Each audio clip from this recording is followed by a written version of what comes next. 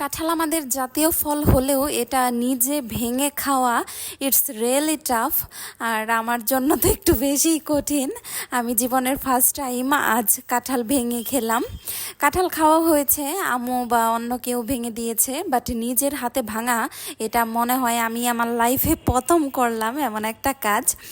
So এই কাঁঠালটা আমি আমার ফুপু শাশুড়ির কাছ থেকে গিফট পেয়েছি। আর উমাইদের বাবাও হেল্প করবে না, ভাবলাম যে নিজেই কাজে লেগে পড়ি। কিভাবে কি করব বুঝতেছিলাম না। আমি ফার্স্টেই হাতে অনেকটা সরিষার তেল মাখিয়ে নিয়েছি। মাখিয়ে নেওয়ার পর ছুরি দিয়ে কাটতেছিলাম, বাট কোনোভাবেই কাটতেছিল না, কারণ তেলের কারণে ছুরিটাও একদম পিচ্ছিল হয়ে গিয়েছে। যাই হোক, খুব কষ্টে আমি কাটাকুটি শুরু করে দিলাম। দেখলাম যে বেশ পেকেছে, ভালো পেকেছে কাঁঠালটা। আর একদম যে নরম পিস এটা ওই টাইপের না, একদম একটু শক্ত শক্ত টাইপের। এই টাইপের কাঁঠাল খেতেই মনে হয় সবাই ভালোবাসে, আমার তো এগুলোই ভালো লাগে।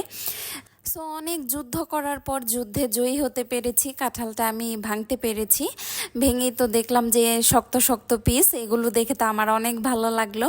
আমার ভুল হয়েছে, আগেই তেলটা দেওয়া হাতে ঠিক হয়নি, কাটার পর তেল দেওয়া লাগছিল।